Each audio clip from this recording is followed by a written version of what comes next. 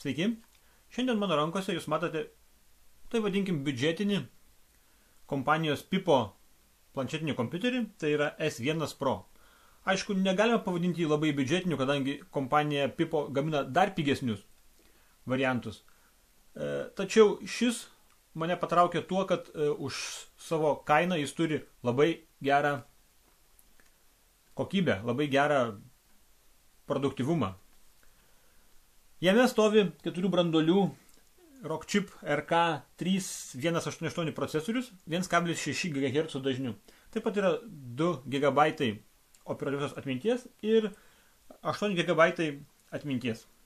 Žinoma, tai nėra baisu, kad tik 8 GB, kadangi jis turi kortelių lizdą, kur galima įkišti iki 32 GB kortelę. Šitas planšetas pagamintas iš plasmasės, tačiau nereiktų bijoti. Jis pakankamai kokybiškai pagamintas. Netraška, nebraška niekas. Ir tikrai už tuos pinigus jis vertas dėmesio. Be kortelių skaitytuvo jame taip pat yra mikro HDMI jungtis, galima prijungti šitą planšetinį prie televizoriaus. Taip pat yra USB, mikro USB jungtis, čia galima pajungti OTG kabelį, prie jo prijungti bet kokį įrenginį, tai yra atminties kortelių skaitytuvą, modemą galima 3G pajungti ir kietą diską nešiojama, žodžiu. Taip pat per šitą jungtį yra kraunama, planšetas kraunamas. Čia yra įjungimo mygtukas, čia yra garso svirtelės, kaip minėjau, kortelių lizdas, čia yra reset mygtukas, kai jau tikrai pastringa planšetinis, ko man per savaitę testavimo nebuvo, jo aš nesinaudojau. Ir už jo taip pat slepiasi mikrofonas. Čia yra kamera, čia yra ausinių lizdas ir garsiakalbis. Viskas, daugiau jokių mygtukų nėra, mygtukais jis nėra perkrautas, plasmasė kokybiškas surinkimas taip pat. Nenoriu vardinti visų techninių charakteristikų, kadangi aš jas pateiksiu po šiuo video. Dabar pereikim prie testų. Taigi, 3D Mark.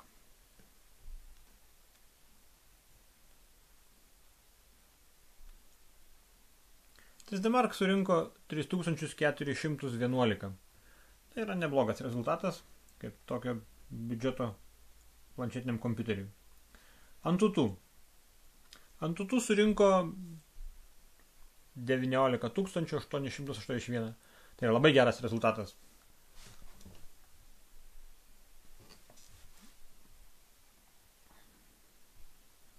Tai palyginus jisai lygiuojasi su Sony Xperia Z, Google Nexus 10, lenkia šiek tiek Samsung Galaxy S3.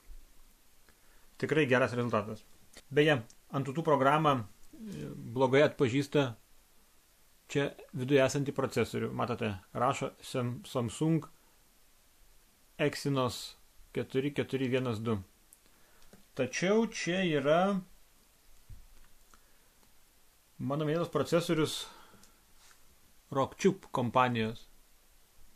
Matote, Rockchip RK3188. 4 branduoliai po 1,6 GHz. Nežinau, kodėl taip Antutu atpažįsta šį procesorių. Tiesiog galbūt tai yra programinės įrangos klaida. Epic Citadel. Pažiūrim. Epic Citadel surinko 51,1 kadro per sekundę. Tikrai geras rezultatas. Dar paleisime vieną testą, tai Nenamark 2. Ir Nenamark surinko 58 kadrus per sekundę. Tikrai geras rezultatas. Ir tai dar tik parodo, kad pigus kompiuteris planšetinis gali būti ir greitas. Tai tiek testų. Dabar noriu papasakoti, kas patiko šiame kompiuteryje. Tai yra labai greitai veikiantis kompiuteris. Patiko, kad tikrai labai gerai veikia, labai greitai, jokių strigimų, jokių pristabdymų, meniu veikia tikrai puikiai. Labai geras Wi-Fi ryšys. Aš nežinau, kodėl tai yra. Galbūt dėl to, kad korpusas ne metalinis, o tiesiog plastikinis korpusas. Ir ryšys tikrai gerai gaudamas. labai mažai kaista. Tai irgi jo yra privalumas. Žaidžiant žaidimus, leidžiant testus įvairiausius, kaitimas yra maždaug šioje dalyje. Tai vadinasi, čia kažkur yra procesorius. Bet kaitimas vos jaučiamas ranka. Tai sako, kad procesorius yra labai efektyvus ir mažai energijos perdirba į šilumą, o daugiau į produktyvumą. Patiko kaina. Tikrai labai gera kaina už tokį daiktą. Kainuoja jisai apie $110. Tai tikrai kažko tai geresnio sunku būtų surasti už šitą kainą. Taip pat patiko garsas. Dauguma kinietiškų planšetų garsas būna tylus. Ant šito planšeto tikrai garsas yra kokybiškas, tikrai geras garsas. Priekaištų garsų aš neturiu. Žinoma, nėra daiktų be trūkumų. Mano manimu, šitos irgi turi kelis trūkumus. Pagrindinis gal trūkumas, sakyčiau, kad tai yra ne IPS matrica. Aš jau pripratau matyti Pipo kompanijos gaminiuose IPS matricas. Tačiau šiame yra įstatyta gera TFT matrica. Žinoma, pavertus šiek tiek taip, vaizdas įsikraipo, pabala šiek tiek. Tačiau žiūrint tiesiai į planšetą, nieko blogo apie matricą pasakyti negaliu. Nepatiko garso mygtuko paspaudimai. Jos paspaust yra labai sunku. Tai nėra didelis trūkumas, tačiau, manau, Pipo kompanija turėtų tai ištaisyti.